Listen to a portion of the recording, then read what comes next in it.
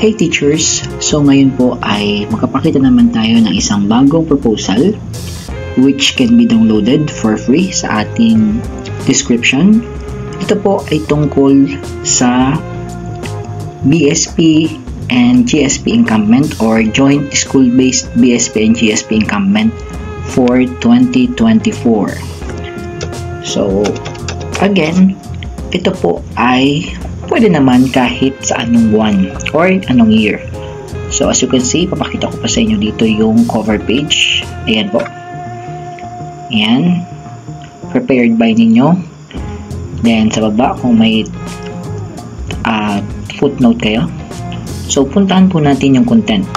So of course, here, project title, the theme, and school or ang inyong date of implementation, proponent, at mga participants.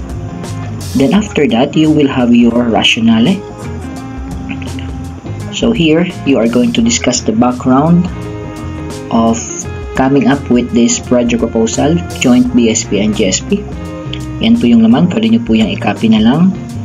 So kung gusto nyo po itong i-download, please watch this video kasi ilalagay ko yung password ng file.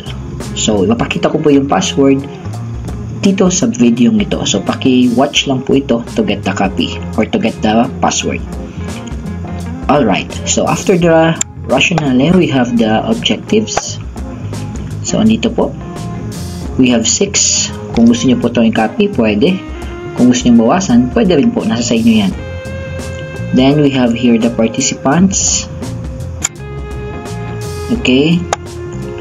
Then we have the committee or staffing. So dito po, naglagay na ako dito ng template.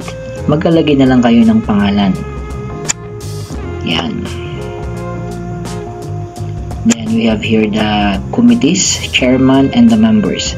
So the purpose of this committee is para mas maging organized at madali yung work ng bawat isa. Nang sa gayon ay alam natin kung sino yung mga gagawa. I have also included here the secretariat. Yan. Then we have also here the training design. So since this will be 3 days, yan po yung laman.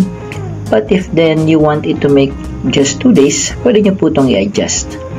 Sa topics naman po, ito yung mga topics. Kayo po ay pwede rin mag-adjust or bawasan o dagdagan. Depende po kung gusto nyo po yung sundin. Yan. So, ito po ay pinadali at pinagaan na work para sa mga gagawa ng proposal in line with this BSP and GSP encampment. So, ito naman po yung mga signatories. So, prepared ninyo kung kayo yung gumawa. Then noted ng inyong principal, pwede rin, or ang inyong public schools district supervisor. And dapat alam din po ito ng ating council kung sa BSP or sa GSP. Kaya nakalagay po tayo dito. Then we have the recommending approval. And of course, this should be approved by your school's division superintendent. So yan po yung nilalaman ng ating proposal. Ito po another one. Mas ayos pa po siya. Ayan. Lahat po ito ay ibibigay ko po sa inyo. Isasend ko po sa inyong lahat.